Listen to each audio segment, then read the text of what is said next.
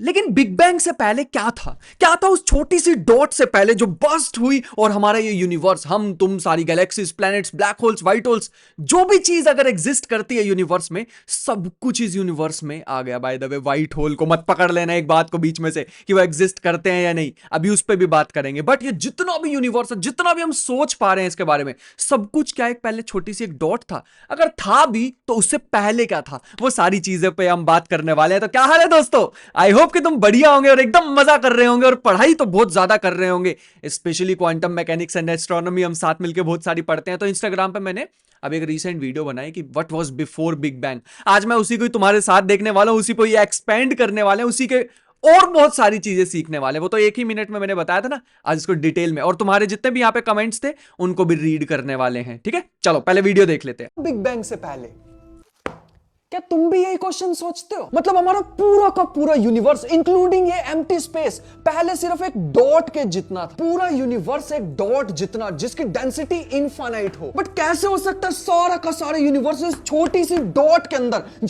मैं पहले यहाँ पे थोड़ा सा बिग बैंग को एक्सप्लेन कर देता हूँ। मतलब स्टार्टिंग में हमारी बेस्ट जो नॉलेज है, अभी बेस्ट अंडरस्टैंडिंग के अकॉर्डिंग, हमारा यूनिवर्स एक बहुत ही ज्यादा हॉट और डेंस स्टेट में था पहले, और वो फैलना स्टार्ट हुआ, एक्सेलरेट करना स्टार्ट हुआ। आज भी वो एक्सेलरेट कर रहा है। By the way, I am talking about this empty space. मैं अपनी बात नहीं कर रहा हूं। क्या ये यूनिवर्स एक्सपैंड कर रहा है? यूनिवर्स में सारी की सारी जितनी भी चीजें वो एक्सपैंड कर रही? नहीं, ये जो एम्प्टी स्पेस है ना मेरे आसपास, सब कुछ निकाल दो इस स्पेस में से, वो स्पेस एक्सपैंड कर रहा है। तो फिर उसके कारण हम बड़े क्यों नहीं हो रहे हैं? क्योंकि हमारे अंदर का जो फोर्स है ना, फोर्स ऑफ अट्रैक्शन है, जो न्यूक्लियर फोर्सेज हैं या फिर जो इलेक्ट्रोस्टैटिक फोर्सेज है, इलेक्ट्रोमैग्नेटिक फोर्सेज है, वो बहुत ज्यादा स्ट्रॉन्ग है एज कंपेयर टू जो एनर्जी इन्वॉल्व है या जो फोर्स इन्वॉल्व है in the expansion of space time. उससे बहुत ज्यादा स्ट्रॉन्ग फोर्स हमारे अंदर है जो हमें बचा के रख रहा है कि मॉलिक्यूल एकदम ऐसे टूट नहीं रहे हैं। तो ये भी थोड़ा सा हम ध्यान रखेंगे। और स्टार्टिंग में जो यूनिवर्स है ना, वो एक डॉट जैसा था। ये हमें इन्फ्लेशन थ्योरी बताती है। इन्फ्लेशन का मतलब माना जाता है कि स्टार्टिंग में से कोई हाइपोथेटिकल सी फील्ड थी जो कि डोमिनेट कर रही थी इस एक्सपेंशन ऑफ स्पेस टाइम को, और ये एक्सपेंशन इतना ज्यादा फास्ट था, इतना ज्यादा तेज था कि जो स्टार्टिंग में एक्सपेंशन थी वो तेज थी स्पीड ऑफ लाइट से भी। हाँ, तब हम सोचते हैं ना, nothing can travel at the speed of या more than the speed of light. जो स्टार्टिंग में एक्सपेंशन थी वो थी more than the speed of light. But at the same time मैं ये भी ऐड करना चाहूंगा, हम बड़ी केयरफुल स्टेटमेंट बोलते हैं, नो मेटीरियल पार्टिकल या no information can be travelled faster than the speed of light. Space expand हो रहा था, not the actual information was expanding या travelling more than the speed of light. तो बाकी आगे इसको भी देखते हैं और भी इस पर डिस्कस करने की कोशिश करेंगे कि वो डॉट तो ठीक है, चलो ठीक है, स्टार्टिंग में एक डॉट थी, और क्या एविडेंस है कि वो स्टार्टिंग में डॉट थी वो भी बताता हूं, बट उससे पहले क्या था वो भी बताने वाला हूं। जितनी भी गैलेक्सीज है, ब्लैक होल्स है, सब कुछ डॉट में। बट क्या था इस डॉट से पहले? बट शायद आज तक हमने जो भी पढ़ा, एक छोटी सी डॉट से rapid expansion of space time, वो धमाका कभी हुआ ही ना हो। शायद यूनिवर्स में बिग बैंग जैसा कुछ हुआ ही ना हो, बिग बाउंस हुआ हो, यूनिवर्स की इनिशियल पॉइंट या फिर वो धमाके जैसी चीज कभी हुई ही ना हो। इसका मतलब यूनिवर्स का कोई स्टार्टिंग या एंडिंग पॉइंट है ही नहीं, वो एक साइक्लिक प्रोसेस से गुजर रहा है हमारा यूनिवर्स। दूसरा कोई यूनिवर्स के बारे में हमें नहीं पता। अच्छा, यहाँ पे तो बहुत भारी भरकम सी मैंने चीजें बोल दिया, तो मैं इसको ब्रेक डाउन करना चाहूंगा। रोजर पेनरोस का नाम सबने सुना होगा। तो वो सपोर्ट करते हैं साइक्लिक यूनिवर्स हाइपोथेसिस को। मतलब यूनिवर्स एक्सपैंड करता है जैसे अभी कर रहा है, फिर कॉन्ट्रैक्ट करेगा, और जो स्टार्टिंग में जो वो डॉट वाली चीज कर रहा हूं ना, जो बर्स्ट हुई, वो डॉट वाली चीज आएगी ही नहीं, वो ऐसे एक्सपैंड हो जाएगा। तो वो जो दिक्कत आ रही ना हमारी करंट अंडरस्टैंडिंग में, कि वो स्टार्टिंग में जो डॉट है ना, वहां पे सारी की सारी फिजिक्स फेल हो जाती है। क्वांटम मैकेनिक्स, जनरल रिलेटिविटी को एक साथ आना होता है, जो कि नहीं ला पा रहे हैं, हमने बहुत कोशिश कर ली है। इसका मतलब रोजर पेनरोस ने ऐसे सजेस्ट किया साइक्लिक यूनिवर्स, कि मतलब यूनिवर्स बना, एक्सपैंड हुआ, फिर कॉन्ट्रैक्ट हुआ, और कॉन्ट्रैक्ट होने के बाद ऐसा मिल नहीं गया सारा यूनिवर्स, वो कुछ ऐसे हुई, ये चीज चलती रही। मतलब यूनिवर्स बना, डिस्ट्रॉय हुआ, बना, डिस्ट्रॉय हुआ, बना, डिस्ट्रॉय हुआ। मुझे डिस्ट्रॉय वर्ड भी नहीं यूज करना चाहिए अगर मैं केयरफुली उसको बताना चाहूं, बट तुम ऐसा समझ लो कि एक ऐसी स्टेट में पहुंच जाता है जहां पे चीजें काफी ज्यादा पास है, हॉट और डेंस हो जाती हैं चीजें, फिर वो एक्सपैंड करना स्टार्ट करता है। ये जो हॉट और डेंस से एक्सपैंड चीजें कर रही हैं, इसे ही तो हमने नाम दिया ना बिग बैंग। और ये तो एक थ्योरी है, साइक्लिक यूनिवर्स थ्योरी, जो मैंने इसमें एक्सप्लेन की। ऐसा भी हो सकता है कि स्टार्टिंग में शायद ये हो ही ना, क्योंकि हम तो सिर्फ अपनी हाइपोथेसिस लगा रहे हैं, हमारे पास कोई एग्जैक्ट प्रूफ तो है नहीं। तो शायद ऐसा हो सकता है कि ये जो डॉट वाली थ्योरी है वही सही हो, है ना। लेकिन अगर वो जो डॉट थी ना वो इतनी छोटी, वो क्वांटम पार्टिकल जितनी छोटी थी, हमारा बेस्ट गेस यही है। लेकिन quantum particles can exist in multiple states at the very same time. जब तक मैं उसे मेजर ना कर लूं, तो यहां पे वो भगवान भी बीच में आ जाएंगे कि किसी ने तो स्टार्टिंग में मेजर किया होगा जिसके कारण हम हैं, या फिर किसी ने नहीं मेजर किया। बहुत सारे यूनिवर्सेस एग्जिस्ट करते हैं जिसमें से एक यूनिवर्स हमारा है, और इस थ्योरी को मल्टी यूनिवर्स थ्योरी भी, मल्टीवर्स थ्योरी भी बोलते हैं। जिसका मतलब ये होता है कि काफी सारे यूनिवर्सेस एग्जिस्ट करते हैं जिसमें से एक है अपना, एक बहुत सारे यूनिवर्सेस में से। तुमने एक इंटरप्रिटेशन ऑफ क्वांटम मैकेनिक्स भी सुनी होगी ना, कि कोई भी हम एक्सपेरिमेंट करते हैं तो वो काफी ज्यादा ब्रांचेस में स्प्लिट हो जाती हैं। मतलब एक पार्टिकल को तुम ऑब्जर्व कर रहे हो एक्स पोजीशन पे, फॉर एग्जांपल तुमने उसे एक्स पे देखा है, वो वाई में भी होगा या किसी और पॉइंट पे भी होगा, बट इन सब अदर यूनिवर्सेस। तो ये सारी काफी सारी थ्योरीज हैं। वो जो मैंने तुम्हें बताया ना सबसे ज्यादा पेनफुल थ्योरी वो है, वो सिंगुलैरिटी वाली, जिसमें वो स्टार्टिंग में डॉट सा था। अगर डॉट था तो सारे के सारे फोर्सेस एक समय पे एक ही फोर्स थे।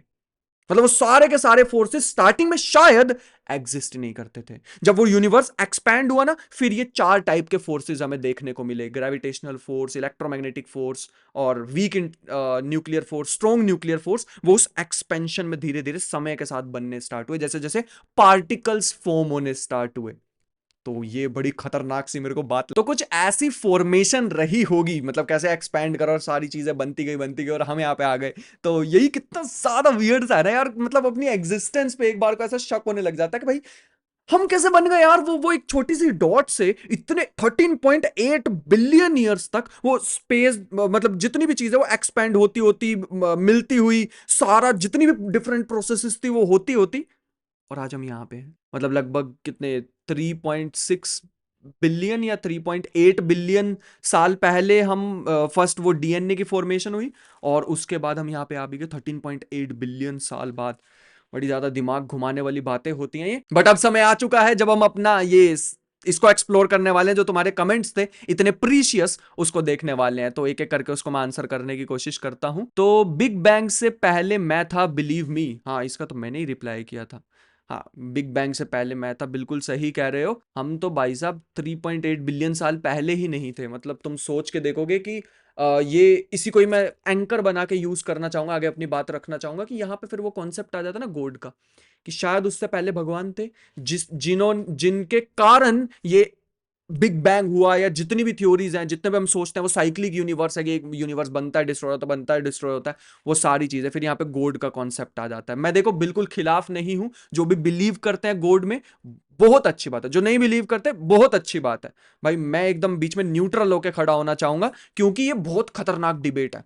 नहीं, बहुत ज्यादा, मतलब सालों तक ये डिबेट चल सकती है अगर एक बार शुरू हो गई तो। इस पे तो एक बार में मैं ऐसा कोई स्टेटमेंट अपनी नहीं देना चाहूंगा कि एग्जिस्ट करते हैं। काफी सारे मेरे पास क्वेश्चन आते हैं कि do you believe in God. अरे जरूरी है कि मैं साइंस पढ़ाता हूँ, फिजिक्स पढ़ाता हूँ और ये सारी चीजें एस्ट्रोनॉमी में घुसा हुआ हूं तो I don't believe in God? मेरे से ये भी पूछते हैं कि फिर आपने ये क्यों पहना है, इसका रीजन बताओ। बताएंगे आने वाले समय में, मेरे अपने पर्सनल रीजंस हैं, तो मैं उसमें नहीं घुसना चाहूंगा अभी के लिए। But I respect both parties, जो बिलीव करते हैं, जो नहीं बिलीव करते, ठीक है, सबके अपने परसेप्शन है, जो जिसको सही लगे वो बढ़िया है। जैसे एक कमेंट ये पूछा हुआ है कि इट मींस कि यूनिवर्स फिर से एक डॉट बन जाएगा, देन फिर ये एक डॉट इतना बड़ा यूनिवर्स बन जाएगा। शायद वो डॉट एग्जिस्ट ही ना करता हो, जैसे मैंने साइक्लिक यूनिवर्स में बताया। सबसे बड़ी दिक्कत ही तो यही रहा, फिजिक्स से सारी की सारी वहां फंस रखी है कि वो स्टार्टिंग में जो डॉट है ना, वहां पे सारे फिजिक्स के लॉस ब्रेक हो जाते हैं। तो हमारे फिजिक्स के लॉस सही है, हम ये मानते हैं। शायद वो डॉट बना ही नहीं होगा, हम नहीं मैरिज करवा पा रहे हैं क्वांटम मैकेनिक्स और जनरल रिलेटिविटी की, ठीक है, था ही नहीं वो डॉट, बना ही नहीं। मतलब वो जो कॉन्ट्रैक्शन हुई, वो कॉन्ट्रैक्शन ऐसे हुई सच दैट उसने एकदम इग्नोर कर दी, उसने छोड़ दी वो सिंगुलैरिटी फॉर्म करना, और फिर से वो एक्सपैंड होने लग गया। जिस एक्सपेंशन को, जिस हॉट और डेंस स्टेट को हम बिग बैंग बोलते हैं, तो वो डॉट शायद बना ही ना हो। यही है साइक्लिक यूनिवर्स थ्योरी। अगर मुझसे पूछो तो सबसे ज्यादा प्रोमिसिंग हाँ यही लगती है, साइक्लिक यूनिवर्स थ्योरी। नेक्स्ट एक बहुत ही ज्यादा मजेदार क्वेश्चन, बिग बिग बैंग। अरे वो महाराज बिग बैंग होता है। बिग बैंग का तो पता नहीं, बट अगर यूनिवर्स एक्सपैंड हो रहा है तो वो किस में एक्सपैंड हो रहा है, सबसे बड़ी दिक्कत मेरे को भी यही लगती है। हम मान के चल रहे हैं वो जो डॉट थी ना, सबसे कमाल की बात है तो यही है ना, ये जो बिग बैंग के बारे में बोलते हैं वो ये कहते हैं कि जो डॉट थी इसके अंदर स्पेस टाइम सब कुछ इस डॉट के अंदर था, तो वो डॉट कहां थी? या दूसरा मॉडल ये भी हो सकता है कि वो इस यूनिवर्स के अंदर थी वो डॉट, जिसमें वो एक्सपैंड हो रही है।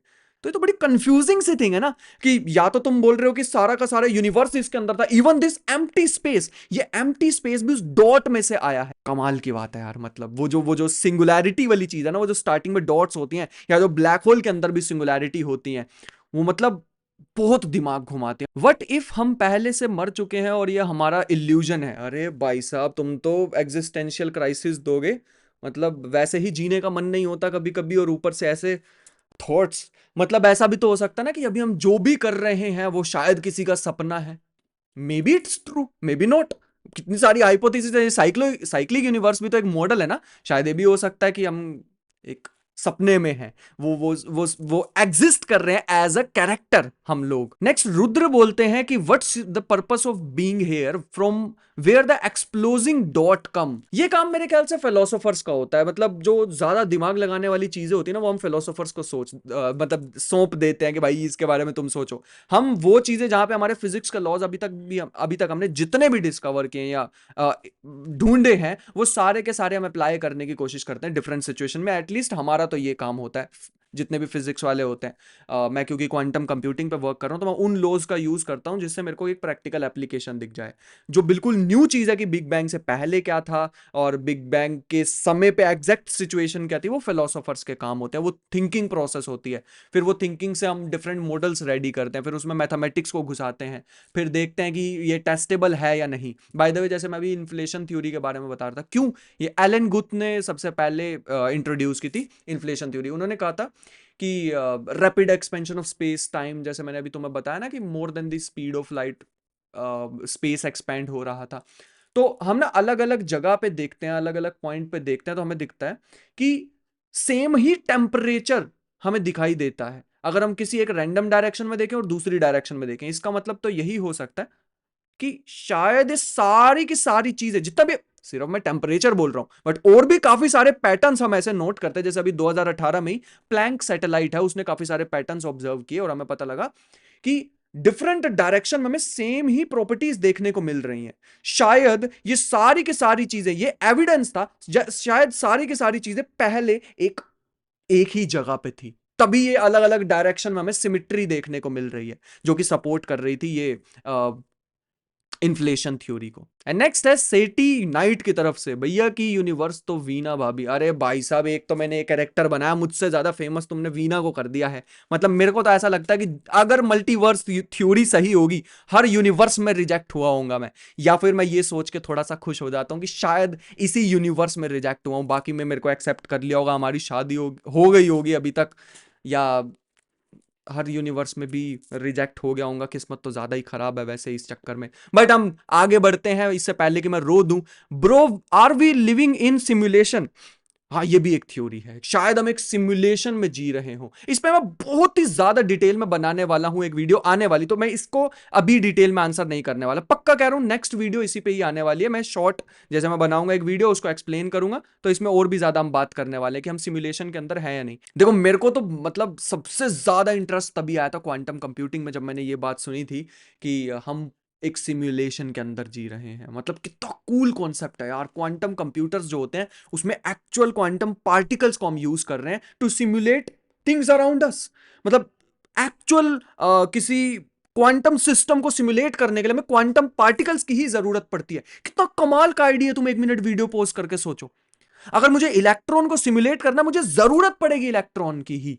मैं क्लासिकल कंप्यूटर को यूज करके उसको एफिशिएंटली, बिना अप्रोक्सीमेशंस लिए मैं उसको सिमुलेट नहीं कर पाऊंगा किसी भी क्वांटम सिस्टम को। अगर मैं इलेक्ट्रॉन्स और डालता रहूंगा, कॉम्प्लेक्सिटी इतनी बढ़ जाएगी कि भाई पूरे दुनिया के भी हमने अगर कंप्यूटर एक साथ ले आए, तब भी मैं उसको सिमुलेट या उसको नहीं स्टडी कर पाऊंगा। On the other hand, quantum computer से ये पॉसिबल हो जाएगा, क्योंकि in order to simulate quantum you have to use quantum, and this will be done by quantum computer. क्या पूरा यूनिवर्स एक सिमुलेशन के अंदर है?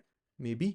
बहुत ही सॉलिड कैंडिडेट है। इसमें मैं पूरी डिटेल्ड वीडियो नेक्स्ट लाने वाला हूं। तुम्हारे कोई भी पॉइंट ऑफ व्यू है वो कमेंट बॉक्स में छोड़ सकते हो। इस बार मैं इस वीडियो से नेक्स्ट वीडियो में कमेंट यूट्यूब कमेंट्स भी लेने वाला हूं। वैसे तो हम यहाँ पे अभी के लिए इंस्टाग्राम कमेंट्स को ही शेयर कर रहे हैं। तो बाकी अपना कमेंट जरूर छोड़ देना। वीडियो पसंद आई है तो लाइक कर देना, नहीं पसंद आई तो डिसलाइक कर देना। बाकी मिलते हैं नेक्स्ट वीडियो में, तब तक के लिए बाय बाय।